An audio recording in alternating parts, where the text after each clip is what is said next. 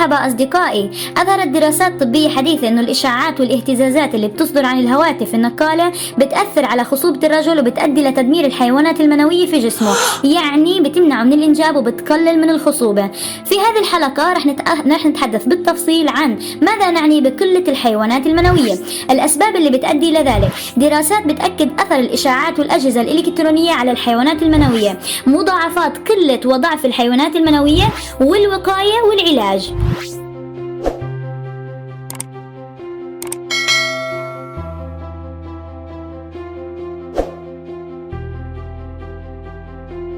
قلة الحيوانات المنوية هو وضع بيحتوي فيه السائل المنوي على أقل من 20 مليون حيوان منوي في كل مليمتر مكعب. يعني لما بتكون عدد الحيوانات المنوية قليل فهذا بقلل من احتمالية حصول إخصاب البويضة والحمل بعد الممارسة الجنسية. مع هيك في كثير من الرجال اللي عندهم كمية قليلة من الحيوانات المنوية وبيكونوا قادرين على الإنجاب. في حال تمت معرفة سبب قلة عدد الحيوانات المنوية بيكون قادرين على زيادة عددها وحل المشكلة. في بعض الحالات بيضطر الأزواج للخضوع للعلاجات زيادة الخصوبة مشان تزيد احتمالية حصول الحمل. في بعض منهم بيضطر لإجراء عملية تخصيب مجهرية. أسباب قلة الحيوانات المنوية: دوال الخصيتين. الانتفاخ والهبوط في الخصية يؤديان لارتفاع درجة الحرارة والمساس بإنتاج الحيوانات المنوية. العدوى الجرثومية. في بعض أنواع العدوى اللي بتؤدي لالتهابات في الخصية بتؤدي لتشقق قنوات نقل الحيوانات المنوية وبتسد طريقها بشكل كامل أو بشكل جزئي، وهذه الملوثات قد تكون ناجمة عن أمراض منقولة جنسيا مثل الزهري أو السيلان، ولكن قد تكون أمراض أخرى جهازية منها مرض الحصبة الألمانية والتهاب البروستاتا. القذف العكسي. في أمراض مثل السكري والتصلب اللويحي وإصابات النخاع الشوكي وغيرها من الأمراض بتسبب إفراز السائل المنوي للمثانة البولية بدل من قذفها لخارج العضو الذكري. اضطرابات هرمونية. نقص هرمون التستوستيرون وهرمونات اللوتين LH وهرمونات المنبه للقريب FSH بتؤدي لنقص في إنتاج الحيوانات المنوية والمساس بخصوبة الرجل. الاضطرابات الكروموسومية مثل متلازمة كلاين فينتر اللي بتؤدي لوجود كروموسوم X وكروموسوم Y1 عند الرجال. أسباب أخرى مثل الإصابة بالداء الزلاقي، السرطانات بمختلف أنواعها، انسداد ميكانيكي في القنوات المنوية، في بعض أنواع الأدوية المستعملة، التعرض للمواد الكيميائية، المعادن الثقيلة، الإشعاع، ركوب الدراجات الهوائية لفترات طويلة وارتفاع درجة الحرارة بشكل كبير في منطقة الخصيتين. كل هذه الأمور قد تكون سبب وارد لانخفاض عدد الحيوانات المنوية، بالإضافة للأجهزة الإلكترونية والإشعاعات الصادرة عنها اللي هي الموبايل واللابتوب والتلفاز وغيرها، وهذا ما نحن في صدده في هذه الحلقة. دراسات بتأكد أثر الإشعاعات والأجهزة الإلكترونية على الحيوانات المنوية. ربطت دراسة أمريكية حديثة بين جودة الحيوانات المنوية عند الذكور واستخدام الهواتف أو الحواسيب المحمولة ليلا، حيث قالت بنظور الحيوانات المنوية للضعيفة مرتبط باستخدام الهاتف والكمبيوتر المحمول في الليل. الرجال اللي بيستخدموا الأجهزة الباعثة للضوء بما في ذلك الأجهزة اللوحية والهواتف الذكية في الليل وبعد النوم كان عندهم الحيوانات المنوية أقل نشاط وحركة.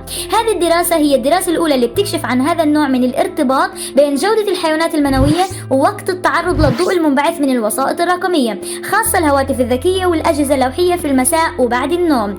جمع فريق الباحثين عينات من 116 مشارك في الدراسة بتتراوح أعمارهم ما بين 21 و59 عام، خضعوا لتقييم الخصوبة. أفاد فريق الباحثين وجود صلة بين النوم وجودة الحيوانات المنوية. ذكروا بأن المشاركين اللي ناموا لفترات أطول كان عندهم عدد أكبر من الحيوانات المنوية وحركة أنشط. في نفس الوقت وجدت الدراسة أن الرجال اللي شعروا بنعاس أكبر كان عندهم نوعية رديئة من الحيوانات المنوية. وقال الباحثين أنه على مدى العقود القليلة الماضية كان هناك انخفاض في الخصوبة عند الذكور، وفي نفس الفترة الزمنية كان هناك استخدام واسع النطاق للأجهزة الرقمية. في دراسة أخرى قالت بأنه الهواتف الذكية المتصلة بشبكات الإنترنت اللاسلكي أو الواي فاي كان لها تأثير سلبي وضار على خصوبة الرجال، بل أيضا إنها قد تؤدي إلى العقم. وأوضحت الدراسة اللي أشرف عليها أطباء وخبراء يابانيين إنه الموجات الكهرومغناطيسية الناجمة عن شبكات الواي فاي بتخفض نسبة الحيوانات المنوية عند الرجل، وبيكون تأثير الهواتف الذكية قوي لما توضع في جيوب السراويل أو عند الحزام. شارك في هذه الدراسة 51 رجل، أخذت منهم عينات من السائل المنوي وجرت تقسيمها إلى 3 مجموعات وأخضعوها لتجربة لعدة ساعات، حيث لم تتعرض المجموعة الأولى خلال هذه الفترة لأي موجات كهرومغناطيسية. المجموعة الثانية تعرضت لقدر قليل من الموجات، أما المجموعة الأخيرة فتعرضت للجرعات العادية الناجمة عن وضع الهاتف الذكي في جيب السروال أو على الحزام. بعد 60 دقيقة لوحظ أن معدلات حركة الحيوانات المنوية في جميع الفئات الثلاثة كانت متشابهة. بعد ساعتين من التعرض للموجات الكهرومغناطيسية كان معدل الحركة للمجموعة اللي تعرضت لقدر قليل من الموجات هي 44.9%، بينما نسبة الحركة عند الفئة اللي تعرضت للشكل الطبيعي من الموجات الكهرومغناطيسية كانت 26.4% مقارنة ب 53.3% للفئة اللي ما تعرضت بتاتا لأي موجات. بعد انتهاء 24 ساعة كان معدل موت الحيوانات المنوية في المجموعة اللي ما تعرضت للموجات هو 8.4%، والمجموعة اللي تعرضت للموجات القليلة 18.2%. أما المجموعة المكشوفة على الموجات الكهرومغناطيسية فكان معدل موت الحيوانات المنوية هو 23.3%. مع العلم انه العينات المكشوفة وضعت بالقرب من جهاز توجيه موجات الواي فاي بطريقة بتشبه طريقة حمل الهاتف المحمول في سراويل الرجال، وبتتوقع منظمة الصحة العالمية يكون العقم سواء عند الذكور او الاناث هو ثالث اخطر الامراض انتشارا في القرن 21. اما الدراسة الاخيرة فقالت في انه هناك 3 عادات استعمال الهاتف المحمول بتسبب انخفاض كبير لعدد الحيوانات المنوية للرجل، وهي استعمال او شحن الهاتف المحمول بالقرب من جسم الانسان او الاحتفاظ في مكان قريب. وحذرت هذه الدراسة من الحديث بالهاتف المحمول لأكثر من ساعة في اليوم، وحذرت من استعمال الهاتف عند عملية الشحن. هذه العادات بتزيد من فرصة انخفاض تركيز الحيوانات المنوية. مضاعفات قلة الحيوانات المنوية. المضاعفات الأساسية لنقص أو انعدام الحيوانات المنوية هي مضاعفات نفسية ناتجة عن الضغط وانعدام الراحة النفسية اللي بيسببهم نقص الخصوبة. علاج قلة الحيوانات المنوية.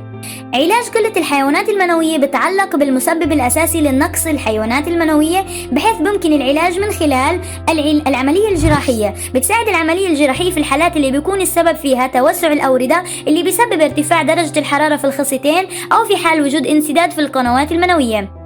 المضادات الحيوية. إذا كان السبب هو وجود ملوثات في الخصيتين فإنه ممكن ناخذ المضادات الحيوية اللي بتساعد على القضاء على البكتيريا المسببة للالتهاب، مع العلم إنه الحالات اللي بتصل لتشققات في الخصية بتوصل لوضع غير قابل للعلاج، يعني الشفاء غير ممكن. الأدوية. عندما يكون السبب هو نقص الهرمونات أو أي مشكلة جهازية أخرى من ممكن يساعد العلاج الدوائي موازنة الاضطرابات الهرمونية. التخصيب المخبري. في الحالات اللي ما بيساعد فيها العلاج بالإمكان اللجوء للتخصيب المخبري، واللي ممكن من خلال حدوث عملية الإخصاب بوجود عدد قليل من الحيوانات المنوية. طرق الوقاية من قلة الحيوانات المنوية. بإمكان الوقاية من خلال الإقلاع عن التدخين، علاج مسببات المرض، ممارسة الرياضة، المحافظة على الوزن المثالي، الابتعاد عن الهواتف المحمولة والإشعاعات ليلا ووقت النوم، والعمل على تقليل استخدامها. في النهاية إذا أعجبكم الموضوع اعملوا لايك واشتركوا بالقناة وفعلوا زر الجرس ليصلكم كل ما هو جديد، ويسعد أيامكم ومع السلامة.